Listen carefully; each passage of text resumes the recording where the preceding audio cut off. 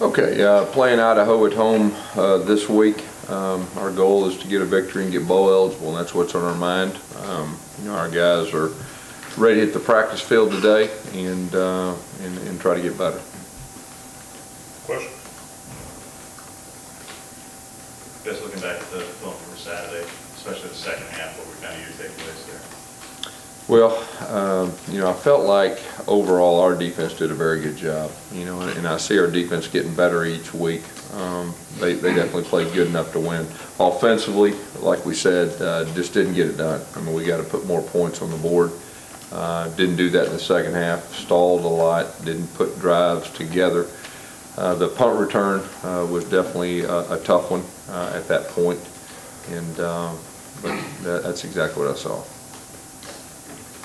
Coach, as far as the play calling on Saturday, what was kind of the breakdown between you and Red? Well, we did the same thing we did at Texas A&M, but I mean the bottom line is we don't do well offensively. That's on me.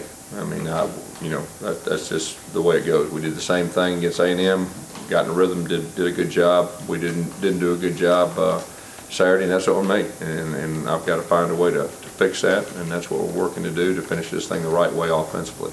Yes. We hear so much about, like I said, how you guys break down between play calling for you and Red. How does it go as far as the substitutions? Does Red say, well, hey, I think Peyton should go in at this point, or Javon? Yeah, it's really the same way we've been doing it, ever since we've been together. And, we've got Javon and Peyton, which we feel very good about both those guys. And you look at Peyton Barber, he's our leading rusher, and he's had an outstanding year. And Javon has been coming on as of late. And, we have confidence in both those guys. Well, when Javon was averaging almost 10 yards a carry and then only got a couple of carries after that, just why do you guys go away from him? Yeah, I think he got 4 in the second half, and Peyton went with him, and we've got confidence in both of them. So, that was our thinking. How's Sean's knee? He obviously, I think everybody can see he's not 100%. We've got to, hopefully he'll be healthier this week, and we'll do a good job in practice trying to manage that. Who are you starting at quarterback, Coach? We're probably going to go with Jeremy this week for the fact that Sean is not 100%. At the same time, we feel good about Jeremy running our offense, executing our offense, and but more than likely right now, we'll see how the week goes. Now, I mean that could change, but if you ask me right now, we'll probably go with Jeremy and get him ready. Gus, when you look back, Sean was, like you said, clearly not 100%. You put him in there for four possessions with the game on the line. Was that too many? Well, I mean, obviously we didn't do a very good job offensively in the second half. Like I said the other day, our plan was to play them both. And, when we got in there, he wasn't 100%. We felt like there was some opportunities for some things that we could do. It didn't work out. So, when you look back, I mean, obviously, if we could change some things, probably would. But that was our plan going in. We thought he was a little healthier than he was, but, we've got to get him healthy before he gets back on the field. Were there times during the game when you watched it safe where you could tell that the knee was really affecting the way he was able to throw the ball and play? Yeah, during the game you could see, but, when you look back and, you gather all the information on film, I mean, you can tell. He's feeling that way again, similar to last week. Would you play him this week? Well, like I said earlier, we'll probably go with Jeremy. We got to get him healthier. We got to get him healthy to get out on the field to be successful. Gus, why not give another quarterback a chance? Wallace, maybe give him a couple starts.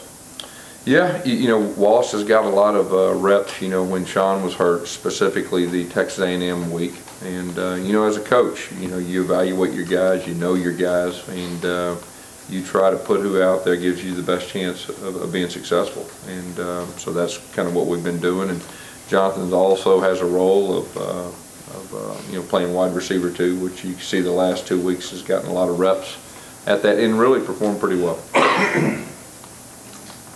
Coach, on the quick pop to the outside, how much of it is not getting that block? When you look back at the film, how much of it is the receiver not able to make it? I think it's a combination of a few different things. We got to do a better job blocking and do a better job executing when we do throw it out there. Austin Goldsman, how's he doing? Yeah, it's going to be tough on Austin to play this week. I know he'll want to, and he'll try, but I think it's going to be tough. And you know, Danzy's a guy that really came in there and did a solid job for us.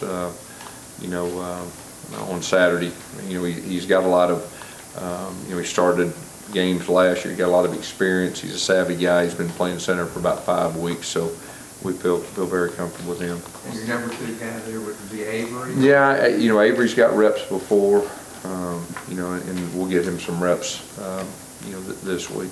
What's the timeline on Dan Pierce's return? I'm not ready to tell you. I mean, I really don't know right now. I mean, possibly by the end of the year, but he's not going to play this week. How tough is that on him? Just given that, you know, if he wasn't hurt, he would have been first in line to be playing. Yeah, it's probably tough. Yeah. How about Sean Coleman for this game? You know, Sean got a little banged up. You know, we'll see how this week goes. You know, he finished the game, but he is a little banged up. Why do you believe this defense is clicking right now? What is the catalyst on that? Well, I think if you look at the last 2 weeks, you know, really starting to play with confidence, starting to make plays. You know, the front is being very disruptive. The linebackers are playing well. Our secondary is playing well, and they're starting to play with a lot of confidence. And so putting 2 back-to-back weeks like that's very encouraging. And so you can tell they're playing with a lot of confidence right now. Gus, Cameron Petway had a big game against Arkansas. Has he been hurt ever since? He's battled some issues, yes. Yeah, and I think you saw in Arkansas that, you know, he had a few injuries right there. He's battled a few things. We held him out the next week to try to get him healthier, but you know, he's a guy that has improved. You know, he's playing a new position this year. He has improved each week, and you know, he provides that physical edge, you know, when he is healthy. Is he back? Is he getting close to it? He's getting closer. He is getting closer. As far as when it comes to Boyle, with your ability, what do you get out of those 15 extra practices to build for next year? Yeah, there's no doubt. I mean, you know, you're developing young guys, and it's very beneficial, you know, for the young guys and everything moving forward. And it's good for the coaches too to be working with those young guys and getting them prepared. Coach, you only have a handful of passing plays that have gone for 10 or more yards the last 2 weeks. How important is it to open them? Yeah, well, that's what we've got to solve. I mean, we've got to have more explosive pass plays, and that's you know, we were able to run the football effectively enough at Texas A&M where we only needed a couple of them. I think we had 2 or 3. As far as that last week, you know, we didn't have that many.